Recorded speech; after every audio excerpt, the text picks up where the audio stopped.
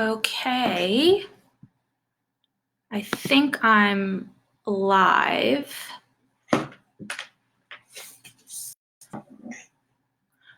Okay, so I think I'm live now.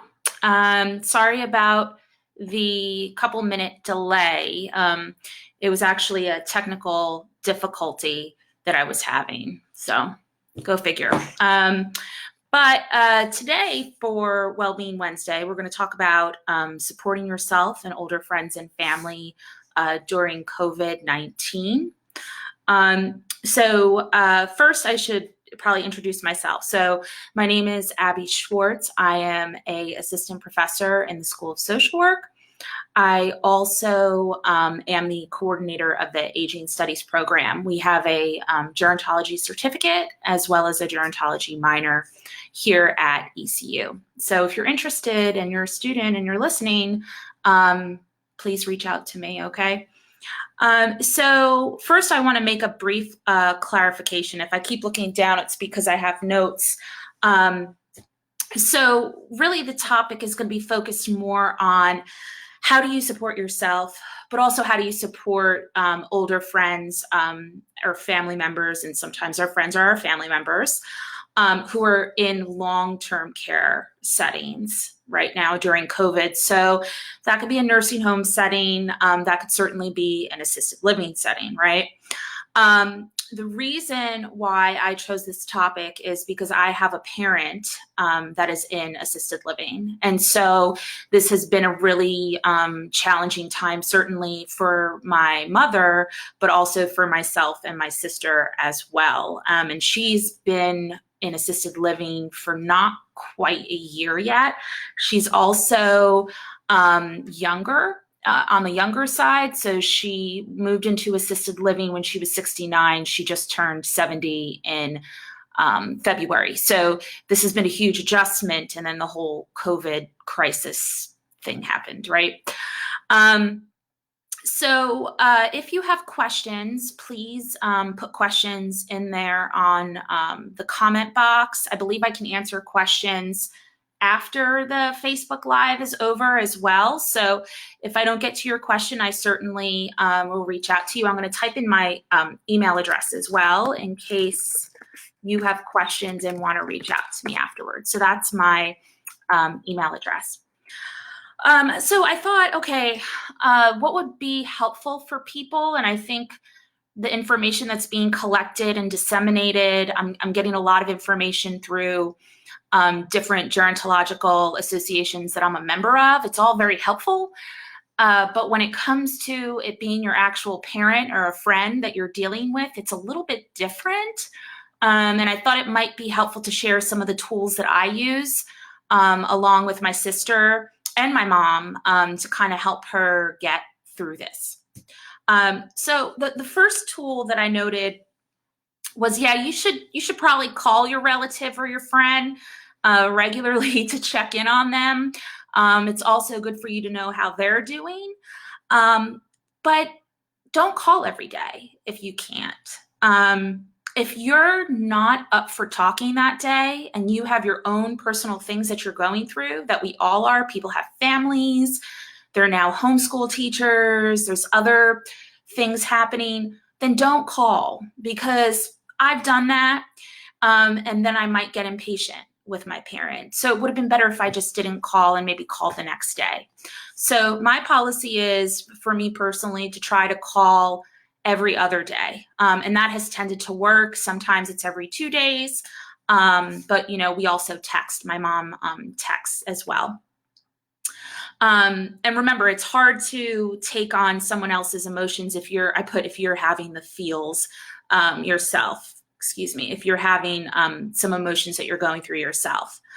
I'm fortunate that I have a really great relationship with my sister. She's 4 years older than I am.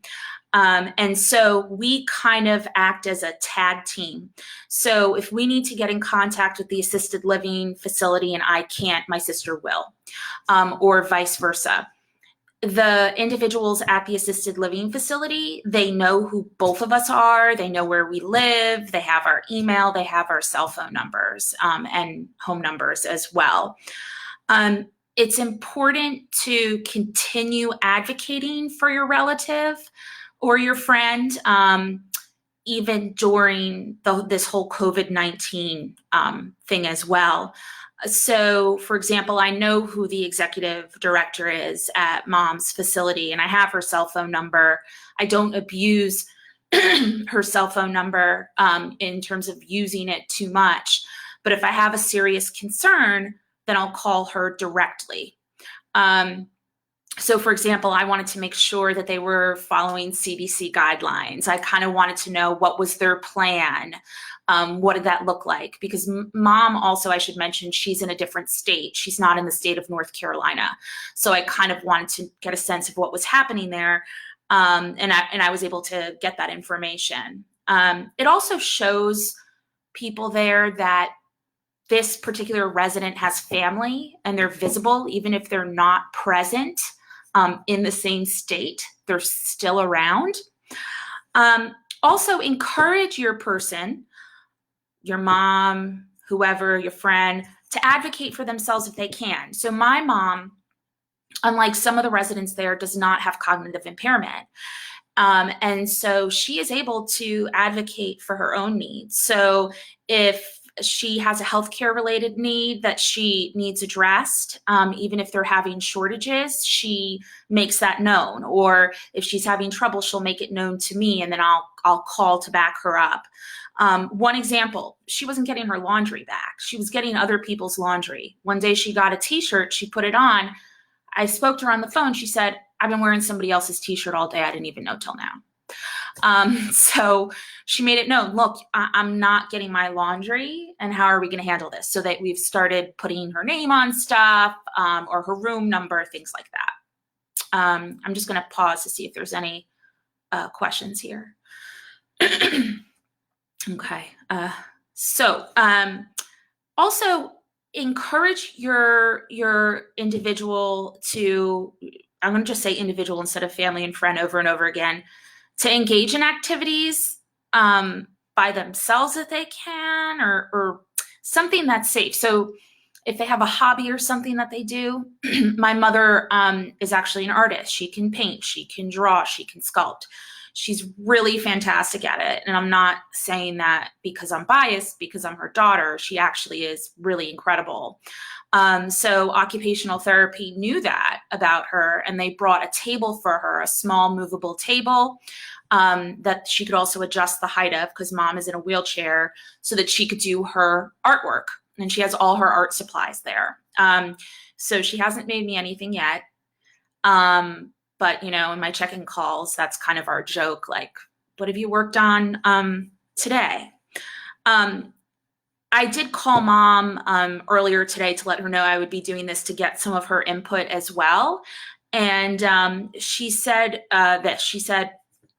conversation is huge. Emphasize the word huge. I'm stuck in here, and having connections outside with friends and FaceTiming is very important, because I'm in the room 24/7. And she's in a, what is it called? A studio. So it's kind of like a big room with a little kitchenette area, and then kind of the bathroom. So it's a nice size, but it's a small space, and she's in there all the time. So my sister FaceTimes with her every day, pretty much every day, with her grandson, my nephew, who's just, of course, he's perfect, in my opinion. He's about 21, 22 months old. So if you have that capability, it's great.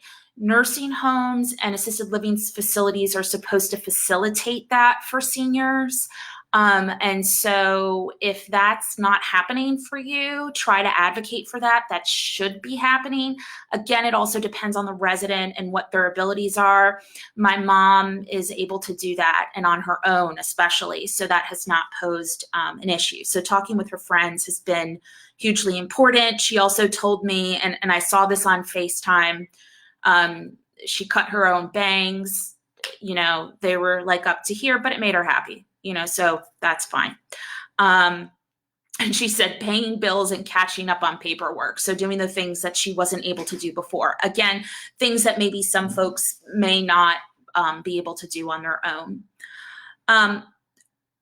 So I put also practice empathy, not sympathy. We know from Brene Brown, her brief video about sympathy versus empathy, there are qualities of empathy.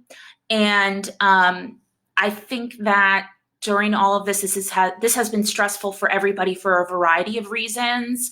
And so sometimes I need to put on or be aware of my empathy hat before I get on the phone with my mom, to try to put those things aside so that I can really focus on her.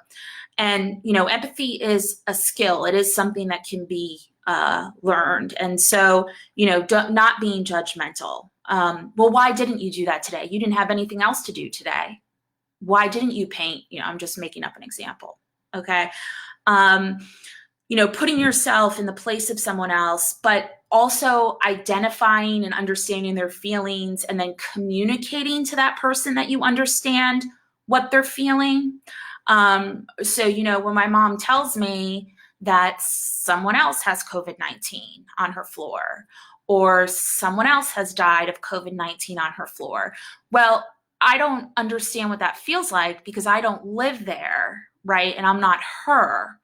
But I can empathize with her about that and say, you know what, I'm listening. I'm here with you in the moment. I'm so sorry.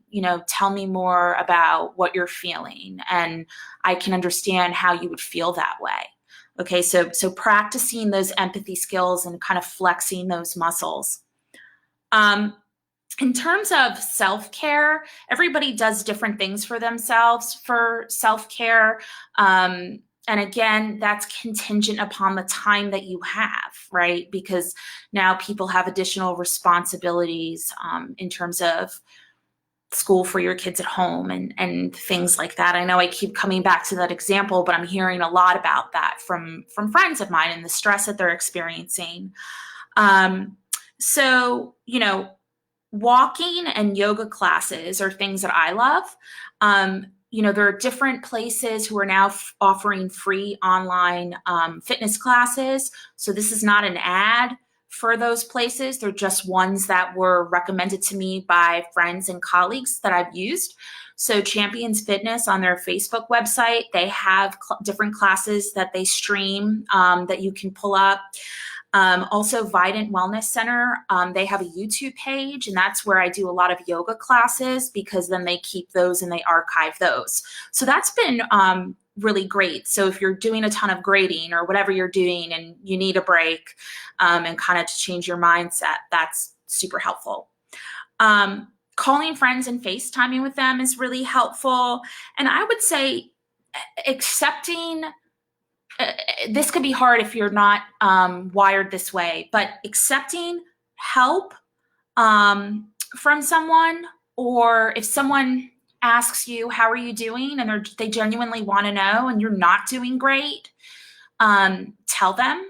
If that's a person that you're comfortable being vulnerable with. I'm fortunate to have friends and colleagues who are friends who know and sense when Abby's not right, something's off. And so, they'll ask and not press, but ask enough that I can then kind of disclose what's happening. So, like I said, flexing your empathy muscles, kind of flexing your vulnerability muscles to say, you know what, it's okay for me to share this. It might sound scary, but I think I can do it. Also, what was the last thing? Oh, yeah. So like if you're having a down day or you're not feeling great, that's okay. I think to let yourself feel bad if you're feeling bad. And then, but if you're getting to a point where that isn't ceasing or letting up, or you think you need help, using those resources that are available. I know ECU has sent emails about various resources that people can rely on. I'm getting at 14 minutes and 42 seconds already. But just some closing thoughts. Well, first, let me pause. Are there questions that people have that I can answer? I know I'm just rambling on here. Okay. So when you think about now mental health needs of the resident, I'm only speaking to assisted living at present, but usually assisted living facilities have not just physicians, but also therapists that come to that facility on a regular basis to see residents. And a lot of these therapists are now doing the telemedicine or telehealth type of appointment. So people can still get their therapy visits if needed.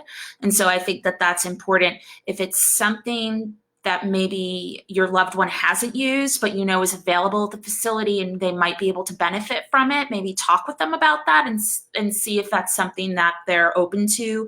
Usually, I'm not promising, but usually Medicare does cover the visits from therapists that are linked up with that assisted living facility. So that's a good thing that that's covered by Medicare, because really the vast majority of assisted living, almost all assisted living residents are Medicare beneficiaries. Monitor your news intake. That's nothing new. Don't stay glued to everything. Take those breaks. I heard about some individuals who were, and this may not work for everybody. In my case, it doesn't, but actually taking your friend or family member out of the assisted living facility. In my case, that wouldn't work because mom has different medical things happening, but she is wheelchair bound and we can't do full-time care. And so she's actually, she's in a safe space where she's getting the care that she needs, minus the fact that COVID-19 is happening. So I think I've spoken plenty. I'll give one more call for questions. Again, if people have questions afterwards or if they watch it later, I'm happy to respond to your questions, but also I'm going to type my email address again as well. So if you want to email me directly, you can. I'd love to answer any questions that people have. Hey, Melissa and Afreen, and do that for you. So I'll just wait a couple seconds to see if people have questions. Okay.